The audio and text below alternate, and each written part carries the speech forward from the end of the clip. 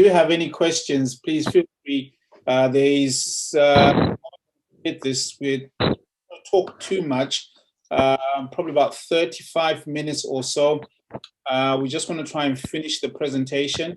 You hold any questions you've got, please put them in the chat there, and we'll then hopefully have about 20 minutes or so towards the end to deal with any questions. And we don't pretend to be gurus or anything, or experts or anything like that, but the word of God is just so full of knowledge. And I think for us, it's sharing experience in business. That's the most important point. And to be honest, it's good and bad. I think a lot of this stuff, we always just share their successes, but we can also just share some of the mistakes that we made and, how we've pulled through from there. So we'll start off with the first proverb. So the first one that we've got is, so prepare your work outside, get everything ready for you in the field, and after that, build your house. That's Proverbs 24, verse 7. One very important aspect when you're starting off a business is, planning, having a business plan. But the most important thing, even delving or jumping into that business plan, do your market research. Just make sure you really understand the field that you're going into. And to be honest, even if it's just a field which maybe as a nurse or maybe as an engineer, it's something that you've got the technical skills and experience in it, you still have to research and make sure you know what you're getting into. Find out what is the demand. Is that demand actually there? It might seem like a brilliant idea, but are people willing to pay for that idea? So do your research. Find out from a group of people just to see, is this something that can be viable and that you can actually monetize and make money from it? Carry on. I'm thinking as you're talking, so I'll chip in. Carry on. So, typical example of myself. I'll just give a practical experience. So we do supported accommodation for 16 to 17-year-olds, up to 18. So one of the things when we first started, we did our research. We contacted local authorities. We found out how many young people are actually in care, because we support care leavers. So I wanted to find out how many young people do they actually need support, but not just for 16 to 18. We also looked down and said, okay, what about from the age of 12, up to 18? Because if you think about it, those that are age 12 are maybe in foster care or maybe they're in residential children's homes. But when they turn 16 or 17, they might move into supported accommodation. So that helps us to plan ahead and know that in 3 or 4 years' time, these young people will also be, part of the pool of the young people that we want to support. One very important thing that I did when starting off is we were looking at venturing into Staffordshire. Most of the homes we had at the time were in the West Midlands, but I went and had a meeting with the commissioner in Staffordshire and actually asked them which particular locations are you struggling to have providers for the young people that you want support for. And they told me that there are 3 or 4 different areas and said, if you can actually set up a home in this particular area, we're so desperate, we literally don't have any providers in that area. And that was quite key. And we ended up setting up a home in that area, and they kept on referring young people to us because it was an area that didn't have any providers, but there was large demand. So your market research is extremely important. Make sure you do that. Don't just join the bandwagon and start because everyone else is doing it. And I know that can be a trait which a lot of people do. And just jumping onto that as well, because everything is biblical. That's one thing that because the principles from the Bible, prepare your work outside and get everything ready for you in the field, and after that build your house. But I think we've also learned in Proverbs about how some people are industrious and some people are lazy. And some people we realize that what they want is they ask you, so maybe they'll come and say, oh, you're in this business. Which areas? And no one is going to give you all that information, because they might tell you an area and it's changed, because everything is so fluid in whatever business you're doing. Things are fluid. So it's important to do your own research. And I think that's one of the principles, even in Proverbs, throughout. It's about being hardworking, being diligent, because sometimes people will want to just get information handed them onto a plate, and then say, oh, mazimba anonyima, Zimbabweans don't like to give information, or Nigerians don't like to share information, or people label each other. But it's not about me telling you go and put a house there. It's about you finding out where the need is, where the demand is, where's the gap that needs to be filled, where are the areas that need somebody to come. And only you can do that for yourself, unless you pay someone to do market research for you. But otherwise, it's important for you to be able to do that and then make decisions for yourself. So that's something that we found to be very important in terms of researching on what's needed, isn't it? So that's that's important. Shall we jump on to the next one? Yeah, let's jump on the next one. Hi, everyone who's jumping in. Please, if you've got any questions as we go, please don't hesitate to ask. We're sharing from Proverbs and from our own experience. So the timid become destitute, but the aggressive gain riches. That's Proverbs 11, verse 16. So the timid become destitute, but the aggressive gain riches. And I think what I gleaned from that is, in business, you cannot afford to be shy. You cannot afford to be timid. You've got to go out there and make it happen. And it means you've got to keep an eye out for opportunities. You've got to keep an eye out for customers. Even in this time that we're in now, we can be wallowing in, COVID, but COVID-19 is bad. People have died, and we can't underestimate what has happened. It's bad, but in it is so many opportunities. So many. They're like, it's just opportunity heaven. And in recessions, we're in a double dip recession now, and millionaires are made in recessions.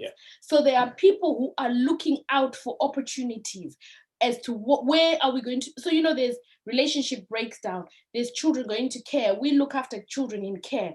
So we're already projecting to see that the impact of COVID-19 on families and children are not going to school, they're at home. So it's all bad, but it's also an opportunity, because now we know that those children are going to be needing someone to look after them. They're going to be needing supported accommodation. They're going to be needing even children's homes, because even the foster parents are stressed out and they can't look after them. So there's so many opportunities. Mental health services. People are struggling their mental health during this time. So looking on to the next 3-4 years, it's opportunities. So even in this time, it's always, you've got to get out there, you've got to know what's happening, you've got to read the reports, you've got to understand what is happening so that you can maximize the opportunities. So even as the Bible says, the timid, if you shrink back and you're timid, you become destitute, because in this coronavirus, how many people are also becoming bankrupt? How many people are not being able to carry on, even to reinvent themselves and to do something new? So it's so important in every time is to get out there and to make things happen.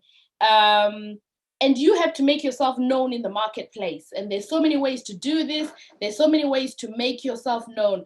I'm going to give an example as well. So, there's business networking, there's skill swapping. There's so many different ways of going out there and networking and meeting other people. When I started our first business, our third business. We've had lots of businesses, but when we started RBM Solicitors, which is perhaps the one that grew the biggest for us, I had to go out there to my customers, and my customers I found a niche group of people that I wanted to service and serve and get my customers from, because I was competing in law to the bigger companies, and I couldn't start to even compete with them. So I knew that I'm a Zimbabwean. I knew that I could get my customers from my own people, but where was I going to find them? So at that time, we didn't have much social media, but we did have a newspaper that was circulating all over Zimbabwe, not Zimbabwe, England. And that newspaper was called New Zimbabwe. So I started writing articles in New Zimbabwe and on their website. And that made me come out of my comfort zone, because I was learning as I was going, I was reading, I was constantly researching so that I could write these articles and make them useful for people. And one of the things I saw was that on the online, people were cruel. People would call me names, they would swear at me, they would shout at me, because sometimes you would get it wrong with a client. Then they'll start trolling you, or they just don't like you, or they're angry with you and think, why are you doing this? And so they would troll me, they would write what they want, they would shout at me. But I had to get that spirit of fear away, because you can be fear of man, fear of people. So no matter what business you're doing, people can actually be the ones who they'll tell you it won't work. They'll tell you you're not going to succeed. I remember somebody coming into my office and telling me I wouldn't last 3 months. She came in and she said to me, you're not going to last 3 months, and you won't do it. And I had to get over the fear of man, the fear of failure, the fear of people. And the Bible tells us that we don't have a spirit of timidity. We don't have a spirit of fear, but we have a spirit of power and of love and of sound mind. And so when you can't afford to be timid. You can't afford to shrink back. You can't afford to be afraid of people. Because you become destitute.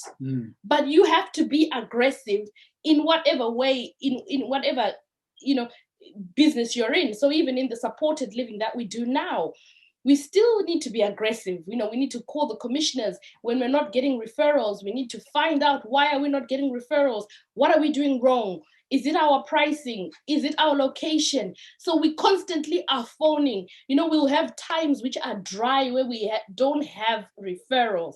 But during that time, we get aggressive. And it's not just aggressive in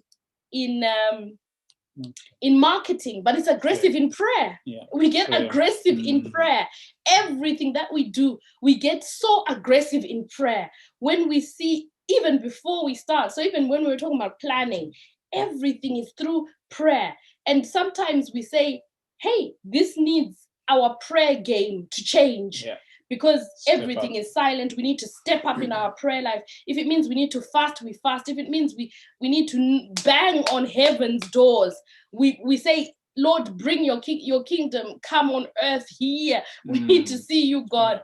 So that's something that in every business that we've ever done, we have been so aggressive in our prayer life. More than anything else, that's something that it goes under every single thing that we've talked about, our prayer life. So I remember saying to someone that Michada was mentoring and they were not getting a breakthrough. And I said to them, you must pray. And they laughed and mocked me that, how can she tell us to pray? That's not an answer. But that's what we do. When we're not getting a breakthrough, we really go into prayer. And that's a key, something that, just changes everything. And so before you move on to that, I mean, he is talking about, being timid. And earlier on, we're looking at doing your market research, because I think at the end of the day, sometimes we have to appreciate that setting up a business, starting a business and having a successful business is not for everybody. There's this myth, kuti munhu wese, ari kuita business, so I have to also have my own business. Yet at the end of the day, you really have to, one of the things when we're studying Proverbs, it talks about just a self-evaluation of yourself, and who you are, and, just letting God just search you and see, what type of person are you. Some people, may not be equipped for business, and that's perfectly fine. There is nothing wrong if you are going to then climb the ladders of whatever your professional career is or whatever field you're in. That's absolutely fine. So, if you can't be aggressive, or if you think this is beyond me, it's okay. It's all right. You don't have to necessarily go into business. Yeah. But if you're going to go into business, then you're going to have to be aggressive. It's not going to come easy. So, just to touch on that. Move on to the third one. So a good name is to be chosen rather than great riches, and favor is better than silver or gold. You can just, I see myself also. So you know what? I think we all know branding is priceless. There's so much money that companies are putting into their marketing campaigns, particularly now with social media and everything. Your brand is out there, and sadly, your brand is what will really determine if you're going to succeed or fail, because you'll be judged on that. You're making a promise that as Coca-Cola, this drink is going to taste like Coca-Cola. And you see, you have some adverts which, certain companies then end up withdrawing those adverts because it's portrayed a very bad image or reputation for their brand. So branding is so important. And when you lose your good name, it's so hard to come back from that. So hard. So every business now is striving to make sure that their brand is one that's really saying, what do we deliver to our customers, and ensuring that that's exactly what they do. And that can only come from excellence, having a spirit of excellence. The Bible talks about Daniel. Is one of my favorite characters in the Bible, and it talks about how he rose in the land of Babylon because of such wisdom and excellence that he had. And he was considered to be 10 times wiser than any of the enchanters or wise men in that land. But it was because of his spirit of excellence that he did, and the prayer, as we said and mentioned on. And so for us, we at Rock Housing and Sports Services, which is the supported accommodation business that we run, we've worked very hard to really just try and have a good reputation. You're dealing with local authorities, you're dealing with social workers that at the end of the day, they're going to decide whether they'll place a young child with your company, or they'll place the young person at a different, maybe a more well-known provider, or someone that they're used to working with, or much cheaper provider. And you know what? When you're coming in as a new provider, there's so many other more established businesses that are there who are probably the preferred go-to providers for local authorities. But you have to penetrate into that market. And the only way you can do that is with an excellent service. We've managed to do that, and it's paid off, because now we are in a situation where, social workers are now phoning us and saying, look, we've got a young child that we're about to put onto the portal, for everyone else to see. However, can you guys take this young person? It's just a matter of, we're going to put it as formality onto the portal, but we'd really want you guys to take this young person.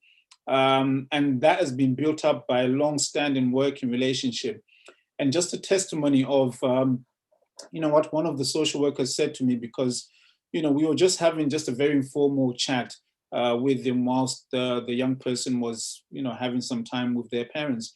And he told me that, the only reason why I decided to place the young child with you is because within our local authority, you guys have a reputation that you don't just easily quit or give up on young people.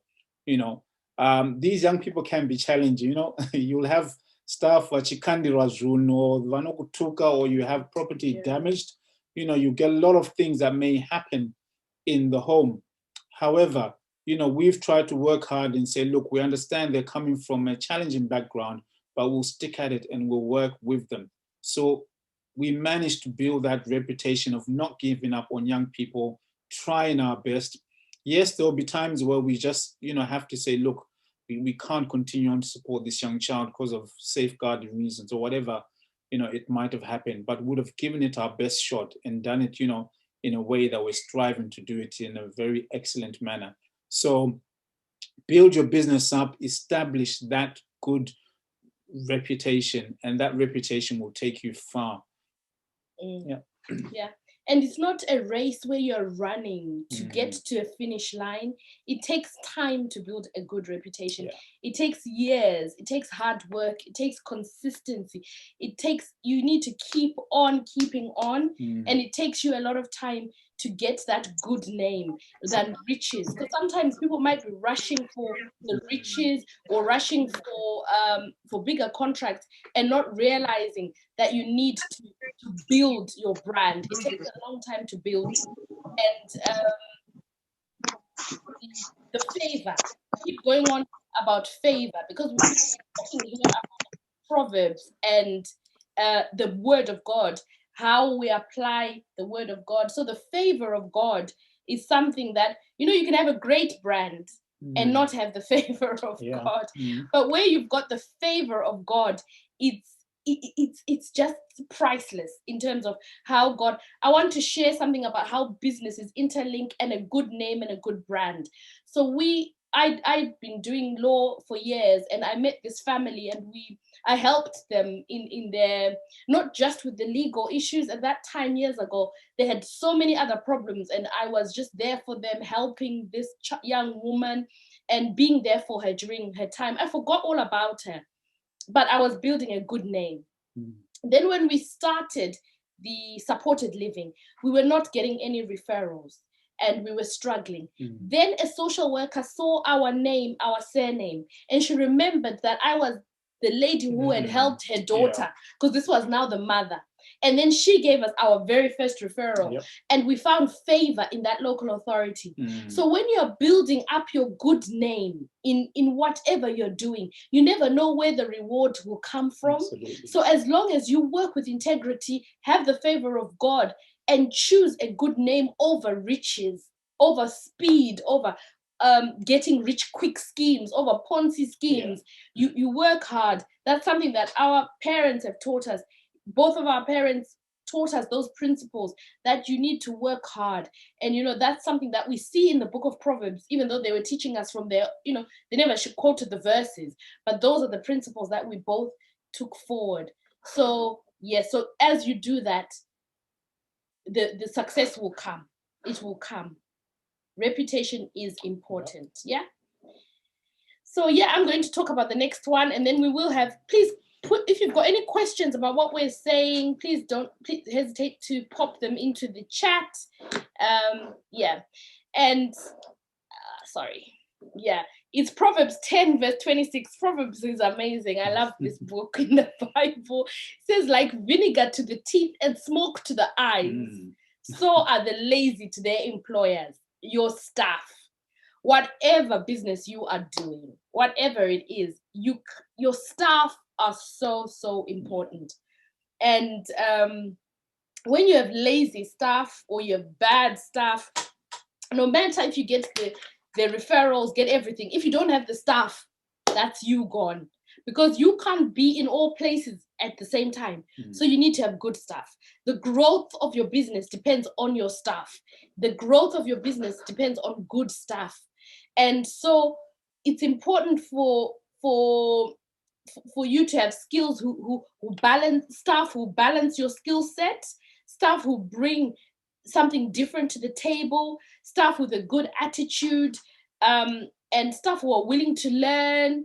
If you don't have good staff, you're stuck with the unpleasantness of vinegar to the teeth and smoke to your eyes. And I feel your pain, because we've been there. We've been there with staff who are, my goodness, drama. So many dramas. So many dramas, honestly, many dramas. But something that we have learned, because we've had staff from all over, I don't know how many people we've employed over the years. We've had staff from everywhere, from every nationality, from India, Pakistan, Bangladesh, Zimbabwe, Nigeria, English people, British people. We've had all types of staff. And over the years, we have grown as employers, and we've learned from our mistakes. You know, when you don't know how to treat your staff, you can label them as lazy, you can label them as bad staff. But we've learned over time that your staff, what you put in is what you get at. You've got to train them. You've got to let them know your values, your expectations, give them targets, follow those targets, because when you give them a target, you then need to do evaluation with them. You need to input into them. You need to be able to communicate with them. You know what? That's one of the things that we were not very good at, is in communication with our staff, because we expected them to mind read. You know, we were not very good at. We expect them to know what we want, and when they didn't get it, sometimes we would explode. I had an issue with quite a lot of anger, so sometimes when staff didn't do, I would explode and I would get angry, and that was so bad for the staff, because it affected their self-esteem, it affected their confidence, and then you don't get the best out of them. So one of the things we underestimate is, we complain a lot about, you can't get the staff these days. But is it the staff or is it the employer? Yeah. For us, we've learned that a lot of it was us, because we didn't know how to get the best out of them. We didn't know how to communicate with them. So we had to learn. Like now we have to learn how to deal with millennials, because they're a different breed, completely different breed. And if you're employing a millennial, they're upfront, they talk what they think, they say what they think, they are quite aggressive. And then when you look at people like Generation Z, the next ones, they're even ahead. So when you're employing people, we've learned that, you know what, your staff is your business. Yeah. Your staff is your business. As good as your staff is, that's how good your business is going to be. So take time to get to know them. Take time to treat them as individuals. Get the best out of them. Make them feel that they're valuable. Make them feel that they're part of the team. And remunerate them. Pay them well for what they're doing. Give them incentives. Give them bonuses. You know, you can't be making a lot of money and you're not paying your staff well, because they will become resentful to you. So they have to also understand. I think one of the things we had to teach our staff is, we had to teach them to understand how a business runs. That all the money we're making is not coming to us. We have to pay tax, we have to pay rent, we have to pay overheads, we have to pay. So they have to understand that this business, what's your profit? What's coming out? You know, sometimes we wouldn't even get paid, because we'll pay our staff first. So they think you're making a profit, but you're not. So we mentor a young lady here who has a business that makes cakes. So, you know, she used to be very excited. I made 30 pounds. And then we say, no, you didn't make 30 pounds. Can you tell us everything that you've put into your cake? How much did your eggs cost? How much did our electricity cost? How much did this cost? How much did this cost? And then she'll realize that, I'm only making 10 pounds. So even her charging of her cakes, she increased her charging. And we said, if people are not going to pay you for it, then you can say, it's okay, I don't need the business, because you are going to end up just spending your money and saying, I've got lots of orders, and you're selling cakes for nothing. So either you find cheaper ways of making your cakes so that you can reduce your prices, or you charge the value and never always put in your time that you've spent. So for employees as well, it's important for them to understand that it's not all profit, that what you're making is not all lining your pockets, and then they are getting how much they need. And one of the things we do in law is, every staff member knows how much they need to make in order for them to pay for themselves. So we tell them that you're paying for your chair, you're paying for your desk, you're paying for the stationery, you are paying for your place to be here and to earn money. So they need to make 3.3 and a third of their salary every year. So if they're earning 30 grand a year, they have to make 3 and a third, what is it, 90 something. So that's how much you have to bill. So you always know that I have to bill 3 and a third. Yeah. So that now everyone understands. We all know we've got the money side. If you are then billing 200,000, you can come to your employer and say, I want to earn 60K a year. And we say, that's fine, because you're bringing in the money. So it's good for an employee to understand all that about business. Mm. Otherwise, you have vinegar to your teeth and smoke. So, Great. I'll rest. Is there? Yeah, and Should I just? Do you want to read the comments, or we'll carry on? We'll carry on. There's a few comments. Just touching a little bit on stuff before I jump on to the next one. For me, one thing I've started learning a lot is sharing the vision of the company, and sharing, the aspirations and where the company is going. Because I think for me, what I've found that's really important is getting staff to buy into the vision, for them to actually feel a sense of ownership, that I'm not just coming 9 to 5, I'm going and that's it, that's me done. But actually them saying, you know what, I actually want to see Rock Housing, develop and become an established provider. I want to see the company grow. I want to play a part in building this company. And that really helps you actually then retain your staff, and with that, because there's a lot of turnover when it comes to staff, especially in the health and social care sector. A lot of staff are moving between provider that will pay them £2 more an hour, or even if it's 50p, even if it's just 50p more an hour, they'll move. But if you're treating your staff well, and they're understanding that, you know what, I'm part of the growth, or I'm invested in this company, then they're more likely to be able to stay with you. And the training is so important. For me, one of the things that, I need to consider, that do I want good, well-trained staff, and am I going to invest in their training also? And you have to be bold to say, I will invest in it. As a company, I will pay, even if they end up going after 2 or 3 years. But in that 2 years' time, they've been working and doing an exceptional job. So you're not at loss by training your staff. If at all, you're actually providing a much better service. But if you can get them to buy into the vision, then that's perfect. That would be great. Was there a question there? Yeah. How will you tell your employee the way your business runs, considering business is a secret? Yeah, that's a good one. So, I believe that if you've got a business, a viable and sustainable business, there's definitely things that, on a director level or a business owner level, that you won't really share all of the intricacies about the business. But you can invite them on that journey to understanding where is the business going, and do I want to be part of this? And what I think is that if you're also rewarding them well enough, you're setting them the targets, they're meeting those targets, or they're overachieving those targets, they'll want to stay with you.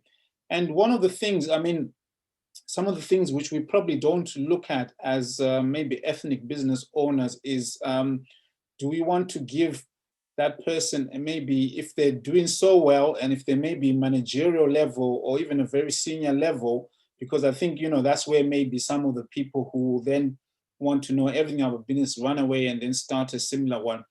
Instead, do you want to give them a certain portion of the profits, or do you want to make them in charge of a particular region? If you're looking at maybe expanding into a new, let's say Gloucestershire, or wherever it may be, or up in Scotland, do you want to then allow them to be in charge of that, where if that succeeds, then there's a certain element of profit sharing that they get from it? So, with Proverbs, I think the beauty of this is it also goes down to seek God's wisdom, because God will help you discern and see, is this the type of person that if I open up and share a lot more about the business with them, how much to share, and should I share more of this person because they want to go with me on the journey to build this thing and they'll be with me for 10, 15 years? God will show you that. So don't just rely on your own. The Bible in Proverbs talks about, don't be wise in your own ways. Seek God to help you and say, okay, is this the right person to share all of this about with my business?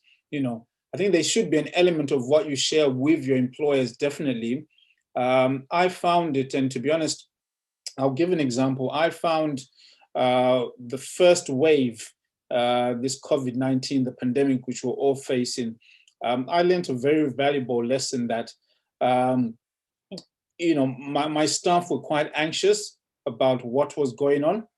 And although I was fairly transparent in terms of what we're trying to do in the business, I think if I'd probably opened up a little bit more with some of the staff who particularly were struggling with work and shifts, I think I might have actually been able to retain some of those staff members, because sadly we did lose some staff because we didn't have enough referrals or enough placements at that time.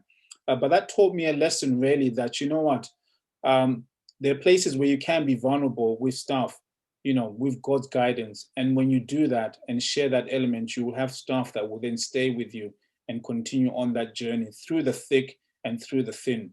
Because when things are going hard in businesses, you want staff that have actually bought into what you're trying to do. So I hope that that does answer your question. And perhaps I could add to that, I think one of the things as well that we've learned is that you need to hold people loosely in business. So of course you get them to buy in, but always know that they're going to go. Some will stay, but a lot will go. And one of the things that I've had to learn to do with my staff is, I think the business in law side had we train. So it's part of, you give training contracts and you train people. So you know that you've got them as your trainees for 2 years. And we usually have a clause to say after the 2 years is finished, you have to stay for a year because I've invested into your training financially. If you don't stay for a year, you have to pay me back. So during the time that they are with me, I get the best out of them. I know that they're with me for a limited time, a limited period of time. I get as much as I can out of them, and I know that they're going to go. But whenever they go, I've learned the grace to release people, because I think we need to have the grace to release people and to allow them to go on to be the very best version of them. Yep. If they go and set up a law firm, I would be so happy. I think, well done, because that's the fruit that I have planted in your life. And I always believe that we reap what we sow. Yeah. So in our business, there's not much secrets. I teach them everything. I teach them everything. I allow them to learn as I've trained people. Even one of my, my current trainee, I tell her, how do I get clients? What do I do for this? So that she can get her own. What's your niche? What's your market? Where do you want to go? Similarly with Muchada, even in supported living, one of our staff is setting up their own, and we are supporting and helping them and releasing them with a blessing. So it's a grace to release. And when we release them, we are sowing into their lives and we reap. But you can end up holding people and stifling them, but you're not sowing good things in your life, because you know what we've learned is that the pie is big enough for all of us. There's a big pie for everybody to eat and be full. And the kingdom of God is even larger. So God's kingdom is so large. So we've learned to have that grace to release people. And I think I'm going to answer the next question. Okay, before we go on to the next one, yeah, which is, are your children involved in business, and how did you get them involved, and how do they go in contributing towards the running of the business? So our children are quite young. We've got a 23-year-old, a 17-year-old, and a 14-year-old who's turning 15 very soon. So the two younger ones are not very involved in the business at all. Even the older one is not involved in running the business, but he works for us sometimes when he wants to. So we've tried to instill in him a desire to learn, a desire to be part of the business. And we're saying, this is for you, we're doing this for you. And it's so hard to actually get him to buy into it. And he says, no, I want to do my own thing. I want to go and work at Tesco. I want to do what I want. So, but now because of lockdown, and I think there's not a lot of jobs for them, he does work part-time for us. and he does do a lot of other little bits and pieces. Our youngest is very interested. She's she's listening, so she's there. So I'm not, talking about you, but she shows a very keen interest, and she helps to do invoices, so she knows how much we make. She gets to see the invoices. She sometimes checks for us, and we give her lots of little things. And she's very keen to say, what can I do, what can I do? And she's very interested in business, but the boys are not very interested. So we have to try and instill that into them, but it's been very difficult. It's been a challenge, actually, because we would rather that they were interested. We would want them to work with us, but they're not very keen, so we don't really force them. But yeah, I think that's one of the things. And Kudzai has just said there's also a need to accept that staff will come and go. Yeah. That's the reality, isn't it? They do. They come and go. And Maxwell, the grace to release. Yes, it's grace, isn't it? Yeah, brilliant. Okay. Yeah. What's the time? It's 1:45. 1:45. Oh, we'll just try and whiz through these Maybe ones. You can do. Let me see. This one. Maybe we can do this one. Yeah, okay, great. So do not wear yourself out to get rich. Be wise enough to desist.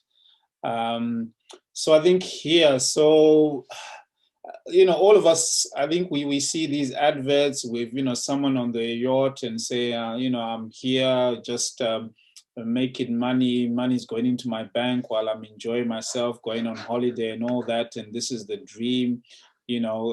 Sign on to my channel and I'll show you how you can do this, 10 steps to do this, 6 steps to do that. And we're all sort of swept away about, I just want to be rich. I want to have a life that I can buy whatever car I want. I can go on holidays and all of that. And, I think one of the key things, if we're coming, especially from a Christian perspective, is, it talks about seek ye first the kingdom of God and his righteousness, and all these things shall be added unto you.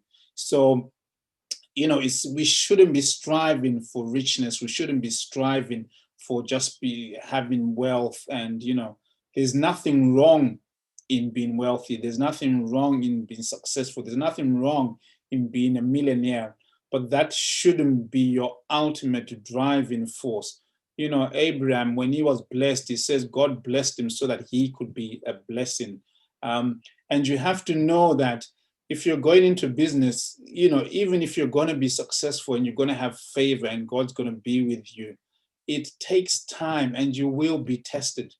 There were times we had to borrow money from family to pay our staff, and trust me, the staff don't want to hear your excuses, Kuti, my invoice has been paid late or clients haven't paid me. As far as they're concerned, it's month end. I need to get paid. I've got bills, and that's it. So as a business owner, you have to also be prepared to sacrifice, take the hit. And take the hit. Take money out of your savings if you have to.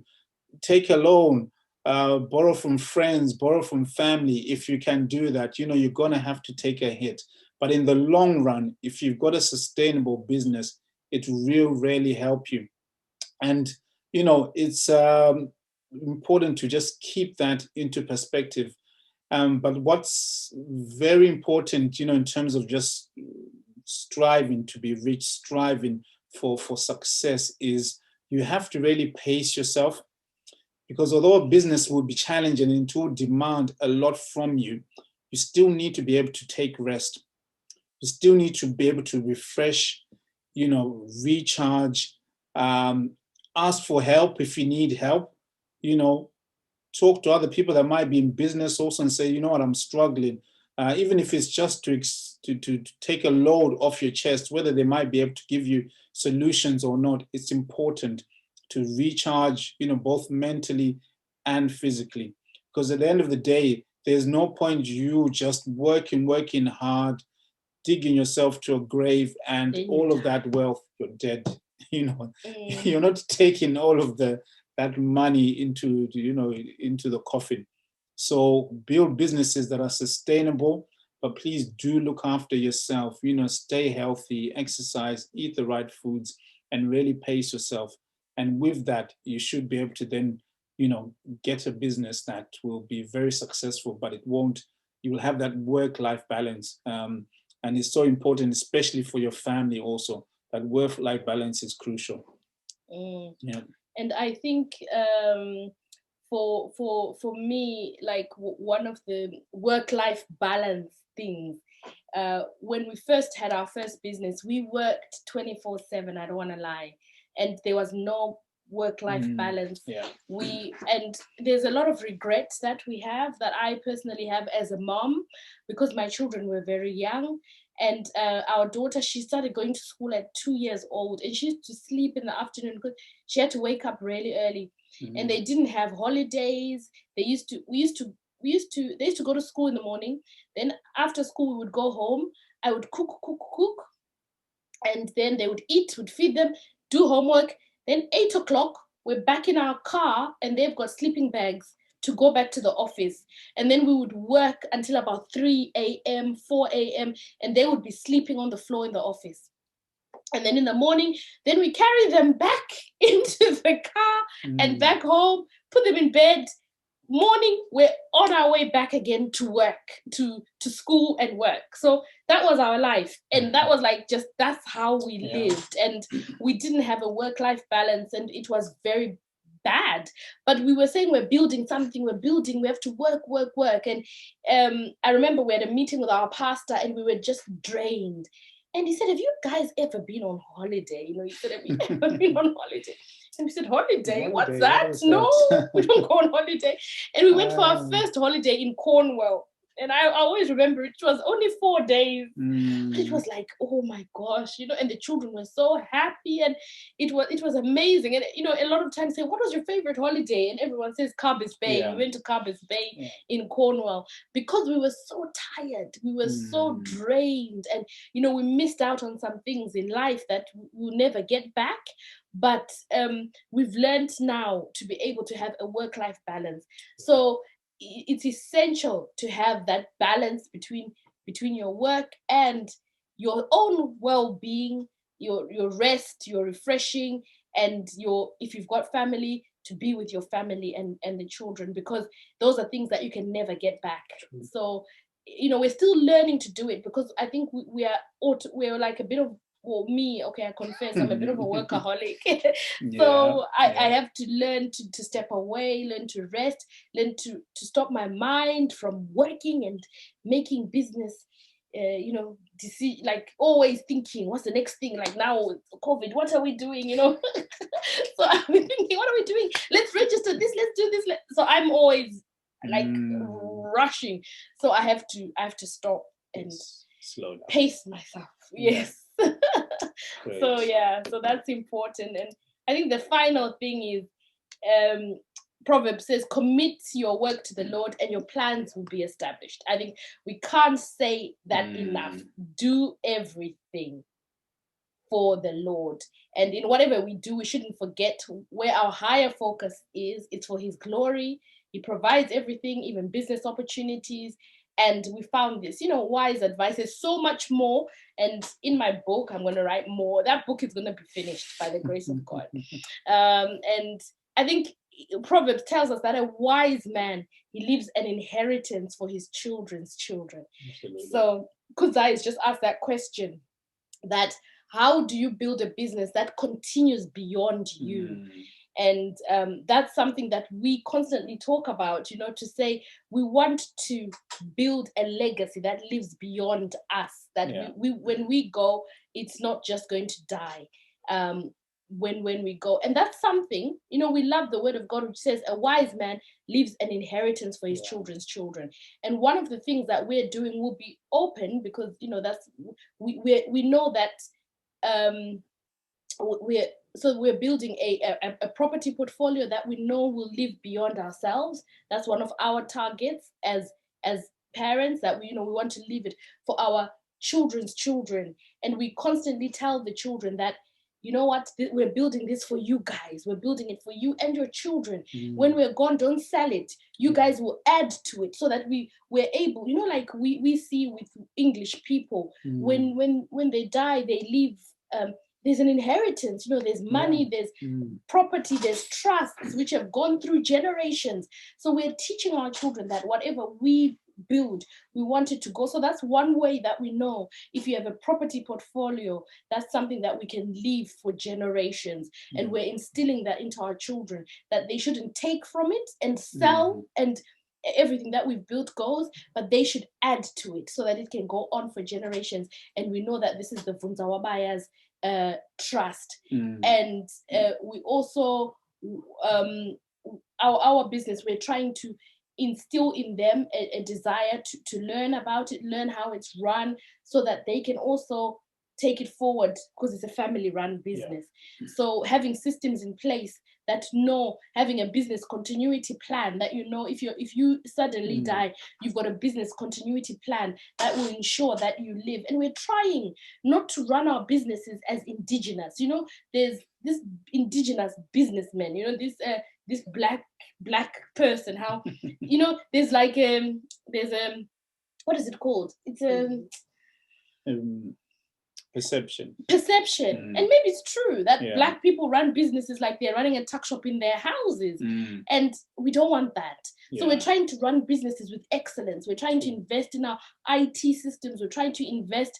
So you can see someone who is in business. We drive very simple cars. We have very simple, because what we're trying to do is not to use all the money, but to invest back in the business so that the business can be a business. We want to be like white people, if I may say so, because I admire them. I really admire how they run businesses. They're also good Black businesses. They're also good that are, but the white people, they've got it. They like Besta, she said she's in a business which is inheritable by three generations. Look at that. Absolutely. So we want to learn from them. How do they do it? Great. What do they do? That's what we want to learn, and we are learning. And I know I run a non-profit organization called Migrant Family Support, and one of the funders said to me, "What would you like to learn from us?" And I said, I want this charity to grow, to be at a stage where it grows bigger than me. And then I'm able to